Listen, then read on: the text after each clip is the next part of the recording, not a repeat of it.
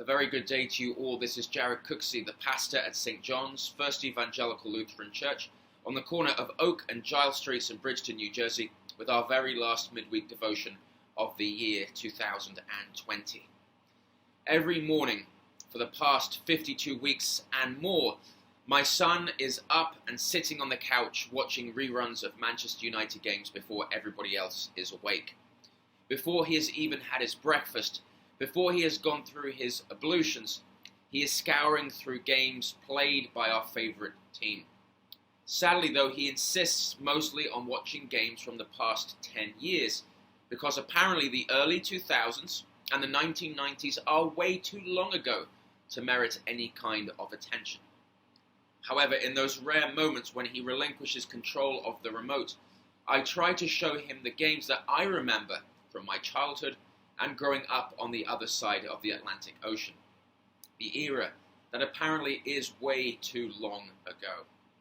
I show him famous wins, last-minute comebacks, the kind of games and moments that still get the hairs on the back of your neck to tingle. All of us who love and enjoy sport can relate to that. Whether it's the Eagles Super Bowl win in 2018, the Green Bay Packers in 2011, or the Minnesota Vikings let's just forget about them, or whether it's the famous United States win over the USSR during the 1980 Winter Olympics in ice hockey, or England beating Australia in the Ashes in 2005, which of course we all know to be a very important cricket test series. We can easily find ourselves going back to those glorious moments in the past, those moments that still bring smiles to our faces, years or sometimes even decades later. Looking back at the glory days, so to speak, is natural and a way for us to escape the here and the now, the today. Sometimes we may feel that life back in 1999, 2008 or 2018 was much better than life in 2020.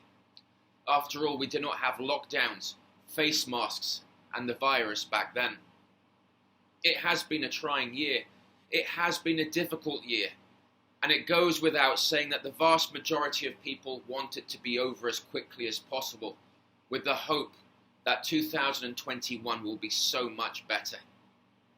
But it is good to reflect and recognize that not everything these past 12 months have had to offer have been bad.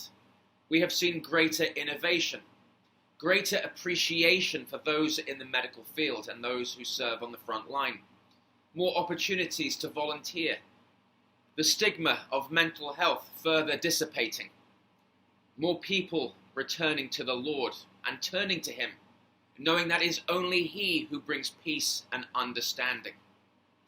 That final point is absolutely critical, because amidst all the confusion and this pandemic, one thing has remained constant, and that is, of course, our Father in heaven. How many of us have moaned about not being able to do this or not being able to do that? How many of us have had our plans thwarted? How many of us have experienced things they would never have expected to encounter over these past few months? All of us have had our lives turned upside down, and all of us are looking for a glimmer of light. And that light, dear friends, is not the COVID vaccine. It is not shops being at full capacity and restaurants finally becoming packed again. It is not flights resuming and borders reopening. It is not stadiums being filled with exuberant fans once again. No, that light is Christ, and that light is ever present. We do not have to wait for it. He is the light that shines the way, even as we find ourselves in this pandemic. Even with all the confusion around us, He is the light that brings hope, reassurance, confidence, and salvation. That light will never fade.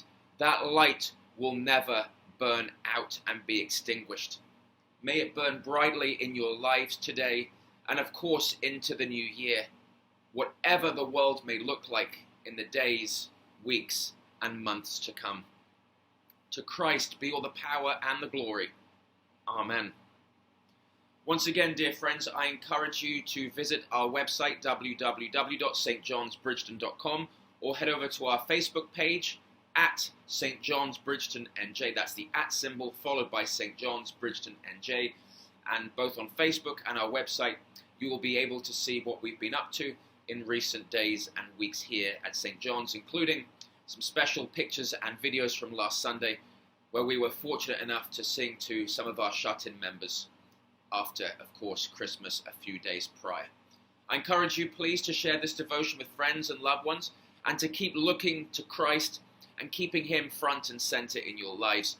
I look forward to seeing you again on Thursday, New Year's Eve at 4:30 p.m. Eastern Standard Time here in Bridgeton, as we celebrate the end of the year and the beginning of a new one with a very special worship service, which you can catch in person, or you can also view it and participate online. Let us keep Christ central, dear friends, today, tomorrow, 2021, and forever. All for him, all because of him. God bless you all, always.